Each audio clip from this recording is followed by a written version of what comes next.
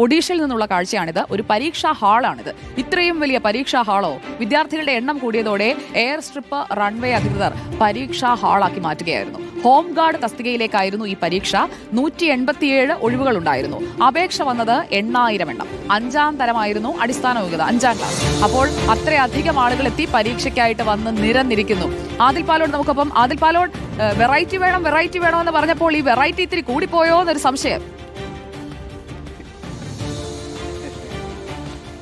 അതെ, ഇത് ഒരു തൊഴിലില്ലായ്മയുടെ ഒരു ചിത്രം കൂടി ഇതിലുണ്ട് എന്ന് നമ്മൾ മനസ്സിലാക്കണം സുജിയ. ഒഡീഷയിലാണ് സംഭവം നടക്കുന്നത്. സംബൽപൂർ എന്ന ജില്ലയിൽ 24 പോലീസ് സ്റ്റേഷനുകളിലേക്ക് 187 ഹോം ഗാർഡുകളെ വേണമായിരുന്നു. അതിന് 5ാം ക്ലാസ്സാണ് അടിസ്ഥാന യോഗ്യതയായി നിശ്ചയിച്ചത്. അതിന് അപേക്ഷ ക്ഷണിച്ച് പ്രതീക്ഷിച്ചതിലപ്പുറം, ഇരട്ടിയോ അതിലപ്പുറം ഒക്കെ അപേക്ഷകർ വന്നപ്പോൾ ഈ അധികൃതർ തന്നെ കുടുങ്ങിപ്പോയി എന്നുള്ളതാണ് മനസ്സിലാക്കാൻ സാധിക്കുന്നത്. 8000 അപേക്ഷകളാണ് വന്നത്. ഇതിൽ തന്നെ ഈ 5ാം ക്ലാസ്സാണ് യോഗ്യതയെങ്കിലും കൂടുതലും വന്നത് +2 പാസ്സായവരും ബിരുദം നേടിയവരും ഒക്കെയാണ് എന്നാണ് അവിടെയുള്ള പ്രാദേശിക മാധ്യമങ്ങൾ റിപ്പോർട്ട് ചെയ്യുന്നത്.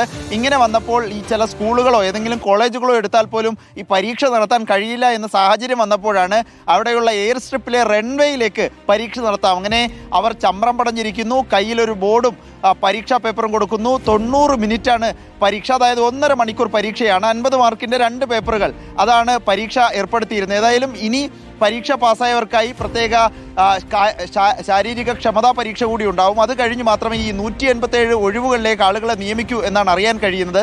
മാത്രമല്ല 700 രൂപയിൽ താഴെ മാത്രമാണ് ഇവർക്ക് ദിവസവേതനം എന്ന നിലയിൽ വേതനം ലഭിക്കുക എന്നതുകൂടി ഇതിനോട് ചേർത്ത് വായിക്കണം. ഏതായാലും വ്യത്യസ്തമായൊരു പരീക്ഷയാണ് ഒഡീഷയിൽ നടന്നിരിക്കുന്നത് സുജയ.